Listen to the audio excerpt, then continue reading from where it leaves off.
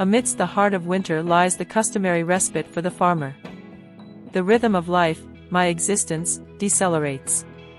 In the early stages of August, I commence the cultivation of late autumn and winter vegetables, orchestrating the sowing every 3 weeks. The current occupants of the gardens are all resilient to the cold, seemingly content amidst the snow. By November, the garlic, onions, salad greens, and fava beans had found their place in the soil. The pantry is well stocked with the preserved essence of summer, both canned and dried. No seeds await planting, no formidable snail fleet to repel, no heat to bemoan. A few tasks linger, but they are scarce. The saplings destined for spring and summer gardens won't find their roots until the waxing moon of mid-January.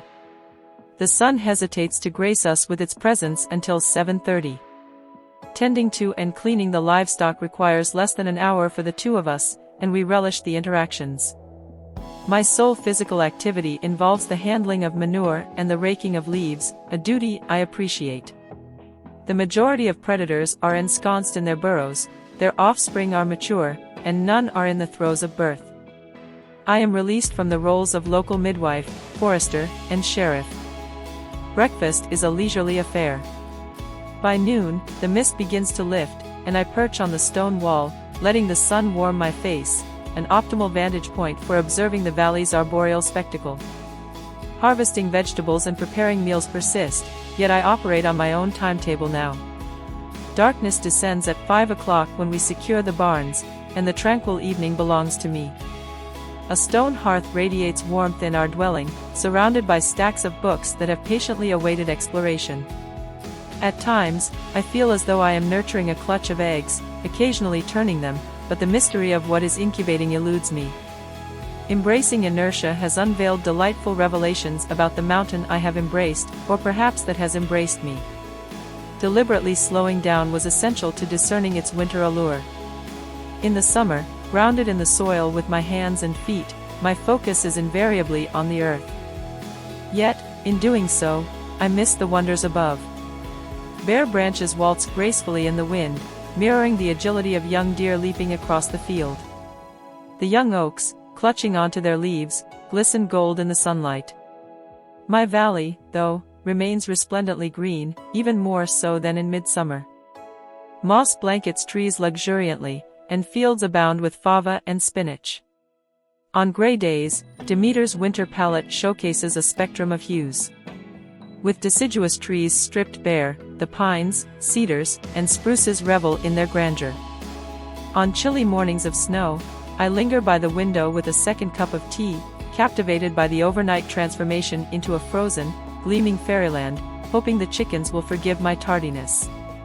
Yet, a shadow looms. It has insidiously advanced over the years. Gazing beyond the labor that structures my days reveals an unsettling truth. All is not well, and it hasn't been for quite some time. The wild predators are fewer, but those breaching our fences are fiercer and hungrier. Climate science is redundant for my neighbors. They keenly feel the delayed arrival of snow atop our mountain, the grasshoppers transforming from novelty to plague. Farmers transition to winter crops, allowing fields to lie fallow in the summer after June's wheat harvest. Summers are not merely hotter and drier, winters are colder and wetter, accompanied by a relentless wind. It's the wind that unsettles me the most, stronger than memory serves. I once believed I'd outsmart the north wind by planting laurel bushes as a barrier. However, dwelling on a mountainside, the wind descends in any direction it chooses, flattening crops and tearing limbs from trees. Gratitude and awareness accompany my good fortune. I sustain my livelihood and pursue my passion on this terrain, synchronized with the seasons. In the heart of unspoiled countryside, surrounded by natural beauty, I participate in an ancient farming and foraging ethos. Collectively, sustenance is within reach. Yet, even if I abstain from perusing the newspaper, the weather alone triggers concern. In past Januaries, with the nascent sun ascending, I envisioned the farm's next chapter materializing from the ether onto paper, assessing what worked and what didn't. By late February, the yearning to return to the soil would consume me. However, like many others, there are moments when the pace of our descent into the abyss overwhelms me and despair takes hold.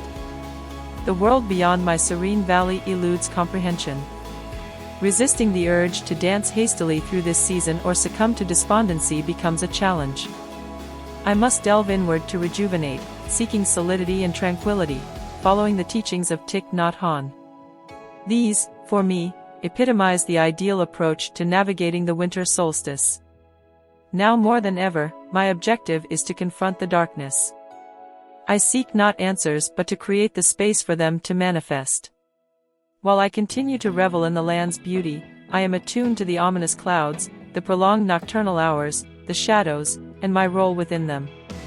The birth of sunlight is now a reset, a departure from the routine, a fresh beginning.